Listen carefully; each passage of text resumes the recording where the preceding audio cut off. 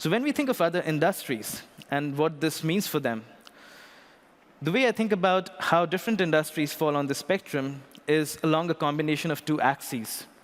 How easy is it for an industry to create a business case around digitization? How easy is it to see the benefits of digitizing assets and processes in an industry? So one axis is around digitization resistance, and the other axis is around how easy is it to play around with the existing regulations in place.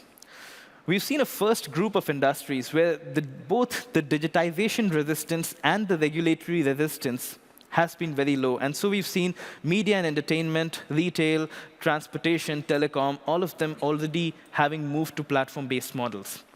What we're now seeing with increasingly changing regulation is the second group of industries which sees benefits with digitization, but has so far been held back because of regulation. And we're now starting to see regulatory reform driving change in some of these industries. Eventually, there's a third group of industries which tend to be more asset-heavy, more traditional, construction, energy-heavy industry, mining, manufacturing. A lot of these industries are beginning to come into platforms only now because we have new ways of digitizing physical assets today because of sensors and because of what we commonly refer to as the Internet of Things.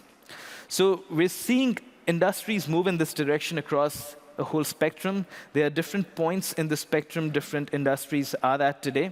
But it's important for us to figure out very often as running companies which are incumbents in some of these industries, what does this mean for us, and what role can we play in the platform economy given the industry that we are in? There are three things in particular that determine success of a platform in a particular industry. The first is ownership of critical data. If you think of healthcare, whoever owns the patient data is in the most powerful negotiating position in that industry, just like Amazon, which owns the data about e-commerce in the retail industry. So ownership of data is a really important control point for the particular industry. A second important control point is ownership of the operating layer. And a great example of this is Google. Google is the strongest player in the smartphone industry because it owns Google Maps. And without Google Maps, a phone does not have enough value.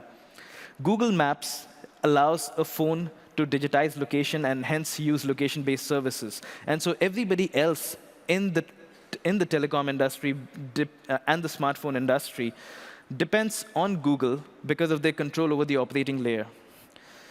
And a third and final way in which we execute control in an industry is by creating a standard that others adhere to. And I'll shortly talk about how something like this is happening in the heavy industries and in the construction industry. But when we go back to the spectrum that I talked about, a lot of companies, a lot of industries have already moved in this direction. Traditional media companies used to focus on editorial excellence and ownership of distribution channels. Facebook and Google commoditized a lot of these media companies because they focused on user relationship ownership and ownership of the user data. And as long as they held control over those two control points, the rest of the media industry got increasingly commoditized. We've seen the same thing happen in telecom, where a lot of the traditional handset manufacturers got commoditized. Today, Samsung repeatedly struggles to figure out how it can gain greater power in the smartphone industry, but power eventually lies with the platform players.